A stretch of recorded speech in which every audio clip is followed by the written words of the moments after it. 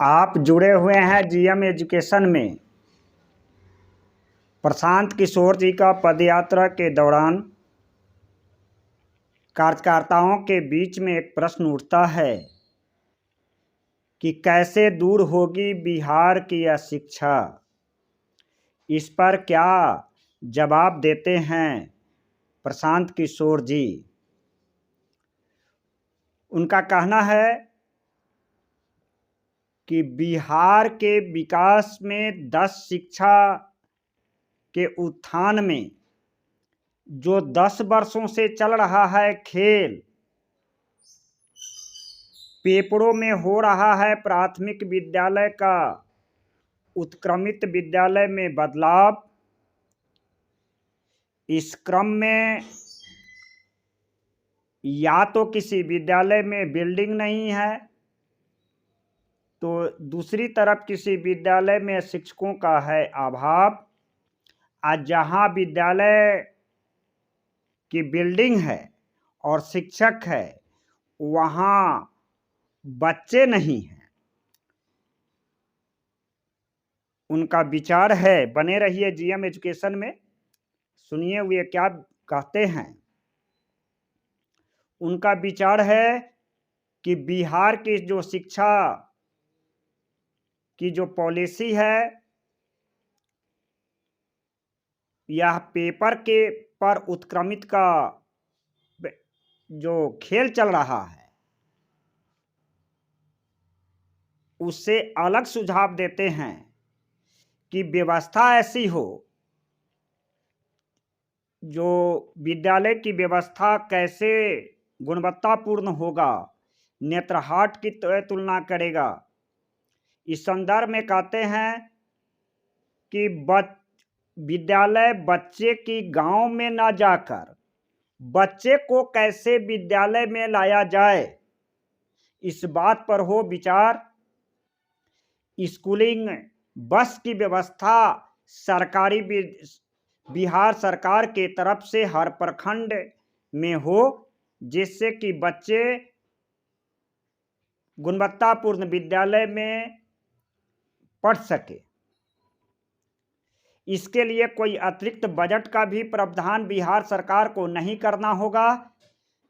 तो प्रशांत किशोर के विचार से उनका स्पष्ट मत है कि विद्यालय बच्चों के गांव में ना जाकर बच्चे को कैसे विद्यालय में लाया जाए और गुणवत्तापूर्ण शिक्षा प्रदान की जाए,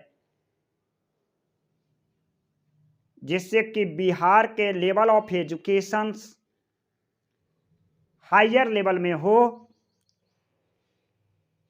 भारत के विभिन्न राज्यों में एजुकेशन का जो लेवल है उसमें बिहार अग्रगणी बने रहिए जीएम एजुकेशन में। सुनिए इस प्रश्न पर प्रशांत किशोर जी क्या मंतव्य देते हैं। धन्यवाद। त्रिपुरारी झा। नमस्कार सर, मेरे तो दिमाग में, मैं चूंकि शिक्षिका हूँ इसलिए मेरे दिमाग में बस एक ही प्रश्न है कि बिहार से अशिक्षा को कैसे दूर किया जाए।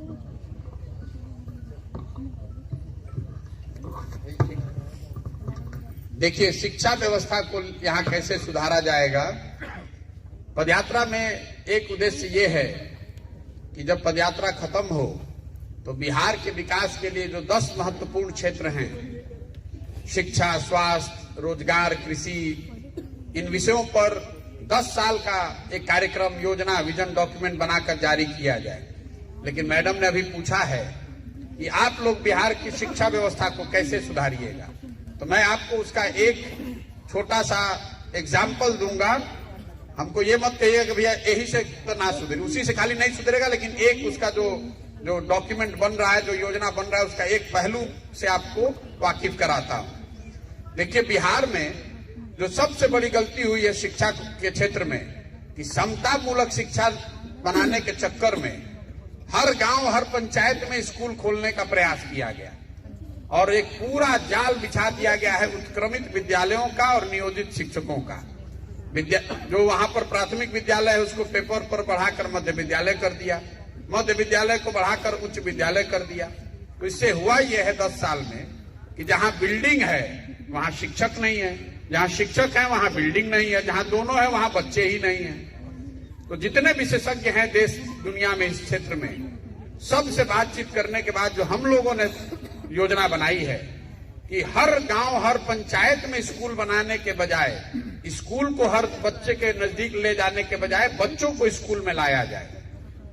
और इस योजना के तहत बिहार सरकार में अभी जो शिक्षा का बजट है करीब करीब 40,000 करोड़ रुपया हर साल खर्च होता है। अगर उसका 1/3 पैसा एक नई व्यवस्था बनाने के लिए, नई शिक्षण संस्थाओं को बनाने के लिए खर्च किया जाए तो नेतरहाट का आपने नाम सुना होगा, जो सरकारी विद्यालय था, सुदूर झारखंड के एक जगह में था, जो बिहार झारखंड एक था। और आज भी मुझे लगता है कि सरकारी विद्यालयों से इतनी बड़ी सफलता पाने वाले लोग बहुत कम होंगे जितने लोग नेतरहाट से निकले हैं। तो अगर हम लोगों ने जो अध्ययन कराया कि नेतरहाट जैसा विद्यालय बिहार के हर प्रखंड में अगर बनाना है तो कितना खर्च आएगा, तो हर प्रखंड में अगर नेतरहाट जैसा एक विद्यालय आपको बनाना है तो करीब करीब 15,000 करोड़ रुपया हर साल लगेगा। तो हम लोग की सोच ये है कि बिहार में हर प्रखंड में एक विश्व स्तरीय विद्यालय बनाया जाए शुरुआत में, और हर साल जो आपका बजट है, अगर आप हर प्रखंड में एक एक विद्यालय बनाते जाएंगे तो 5 साल में हर प्रखंड में 5 अच्छे विद्यालय बना दिए जाएंगे। और जियो सैटेलाइट से अगर आप प्रखंडों को मैप करेंगे बिहार में, तो आप, हम लोगों ने देखा कि अगर 5 विद्यालय एक प्रखंड में हो तो हर गांव से बच्चे को स्कूल बस से 15 से 20 मिनट में स्कूल तक पहुंचाया जा सकता है। तो हम लोग की सोच ये है कि जो नई शिक्षा व्यवस्था यहाँ बने उसमें एक प्रखंड में 20 विद्यालय के बजाय 5 अच्छे विद्यालय बनाए जाएं और बच्चों को, परिवार को ये सुविधा दी जाए कि वो बस से अपने बच्चों को स्कूल तक भेज सके। शहरों में आपने देखा होगा, स्कूल बस में आपका लड़का जाता है, आधे घंटे में वहां स्कूल पहुंच जाता है, पढ़ के फिर वहां स्कूल बस से वापस आता है। ये व्यवस्था साउथ अमेरिका के देशों में लागू है, महाराष्ट्र में भी इसका प्रयास किया जा रहा है, तमिलनाडु में भी ये व्यवस्था लागू की जा रही है कि क्योंकि अगर आप गांव में स्कूल बना दीजिएगा, जो यहाँ पर प्रयास किया जा रहा है, तो सिर्फ स्कूल और शिक्षकों की बात नहीं है, वो शिक्षक वहां रहेगा ही नहीं क्योंकि उसके रहने की कोई व्यवस्था नहीं है। आखिर शिक्षक का बच्चा कहाँ जाएगा, वो पढ़ाई कहाँ करेगा? मान लीजिए कुछ स्कूल में पढ़ने भी लगे तो उसके लिए स्वास्थ्य सेवा नहीं है, रहने की कोई व्यवस्था नहीं है।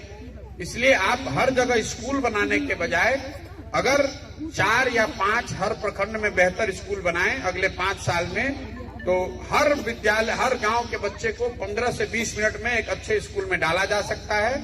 और ये आज की ही जो व्यवस्था है इसी से किया जा सकता है, इसके लिए अलग से बजट के प्रोविजन की जरूरत नहीं पड़ेगी। और ये सिर्फ पैसे की बात नहीं है। इसको आप कहिए कि भैया एक के साल में 5 को काहे नहीं निगम बनावल जाता, तो ये अगर आप पैसा कहीं से पा भी जाएं 5 स्कूल बनाने का, तो भी इतने शिक्षक कहां से लाइएगा, ये इंफ्रास्ट्रक्चर कहां से खड़ा कीजिएगा, ट्रेनिंग कहां से लाइएगा? आप खुद यहाँ स्कूल चलाती हैं, एक दिन में ये स्कूल नहीं बना है। तो इस तरह के अगर आपको स्कूल बनाने हैं तो आपको 1-2 साल लगाना ही पड़ेगा। तो एक लाइन की फिलॉसफी जो पूरे दुनिया भर के लोग मुझे बता रहे हैं कि बच्चों को स्कूल तक पहुंचाइए, हर बच्चे तक स्कूल पहुंचाने की चेष्टा मत कीजिए। अगर वो करेंगे तो आप क्वालिटी पर बहुत कॉम्प्रोमाइज करेंगे, वही स्थिति यहाँ पर है। एक मैंने आपको पहलू, एक उसका झलक दिखाया है, ऐसे पूरी शिक्षा व्यवस्था पर इसको बेहतर किया जाएगा, इसकी योजना पदयात्रा के बाद हम लोग जारी करेंगे। पदयात्रा के बाद इसलिए जारी करेंगे कि ताकि आप जैसे बहुत सारे लोग जो सुझाव दे रहे हैं, आपके सुझावों को भी जहां तक हो सके इसमें समाहित किया जा सके। ऐसा न हो कि जो योजना बने वो हमारी योजना हो या हमारे साथ जो विशेषज्ञ काम कर रहे हैं उनकी योजना है। बिहार के लोगों की सोच, उनके अनुभव को भी उस योजना में शामिल किया जाए। पदयात्रा का वो एक लक्ष्य है। सुबह से शाम तक जो लोग सुझाव देते हैं उसको हम लोग इकट्ठा कर रहे हैं और प्रयास ये करेंगे कि जब पदयात्रा खत्म हो तो 10 जो महत्वपूर्ण क्षेत्र हैं उस पर एक विस्तृत योजना अगले 10 साल की बनाकर जारी करें, ताकि बिहार का हर नागरिक ये देख सके कि हम लोग रोजगार के लिए क्या कर रहे हैं, कैसे करेंगे। आपने देखा होगा, सुना होगा, अमेरिका में कोई प्रेसिडेंट का चुनाव लड़ रहा है तो ये नहीं बताता है आके सिर्फ कि हम देश में रोजगार कैसे लाएंगे, उसको ये भी बताना होता है कि वो रोजगार कैसे लाएगा। तो हम ये बनाकर योजना जारी करेंगे जन सुराज से। आपके पास चुनाव से बहुत पहले ये अवसर होगा वो देखने का, जांचने का, परखने का, मूल्यांकन करने का कि बिहार में रोजगार लाने के लिए हम लोग की क्या योजना है, कैसे हम रोजगार लाएंगे। सिर्फ ये नहीं कहेंगे कि 10 लाख सरकारी नौकरी दे दें, आपको ये भी बताएंगे कि वो 10 लाख नौकरी कैसे किस तरीके से दी जाएगी।